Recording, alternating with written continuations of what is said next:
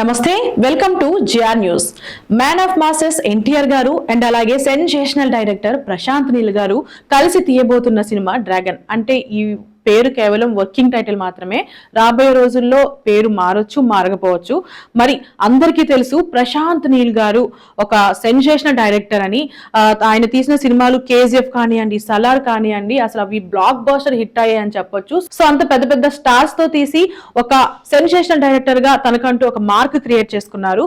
మరి మన man of masses NTR గారితో కలిసి తీయబోతున్న ఈ డ్రాగన్ మూవీ కూడా అంతే వేరే లెవెల్లో ఉండాలి అని, అంతే మాస్ గా ఉండాలి అని ప్రతి ఒక్క ఎన్టీఆర్ ఫ్యాన్స్ కానివ్వండి, సినిమా అభిమానులు కానివ్వండి, ఇంకొక పక్క ప్రశాంత్ నీల్ డైరెక్షన్ ఇష్టపడే వాళ్ళు కానివ్వండి, అంతే ఆతృతగా వెయిట్ చేస్తున్నారు ఈ మూవీ రిలీజ్ కోసం.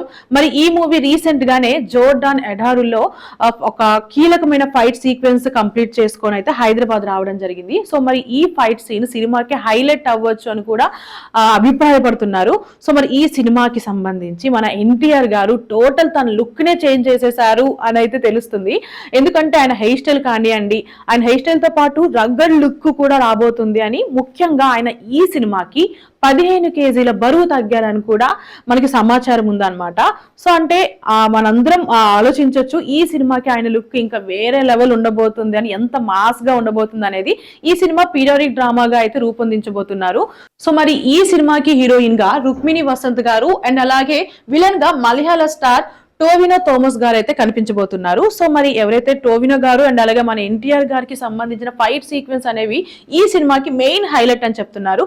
మరి ఈ సినిమాని మైత్రి మూవీ బ్యానర్ పై నవీన్ నిర్ణయని వై రవిశంకర్ గారు అయితే నిర్మిస్తున్నారని చెప్పొచ్చు. ఈ మూవీ జూన్ 25న ప్రేక్షకుల ముందుకు రాబోతుంది. మరి అలాగే మన మే 20న ఎన్టీఆర్ గారి బర్త్డే కూడా రాబోతుంది. కాబట్టి ఎన్టీఆర్ ఫ్యాన్స్ అయితే ఈ సినిమాకి సంబంధించి గ్లింప్స్ కానివ్వండి, లేదు అని అంటే ఏదన్నా ఒక చిన్న అప్డేట్ కోసం కూడా వెయిట్ చేస్తున్నారు. సో మే 20 వరకు వెయిట్ చేయాల్సిందే. సో ఏమైనా అప్డేట్ ఇస్తారేమో అని చెప్పేసి.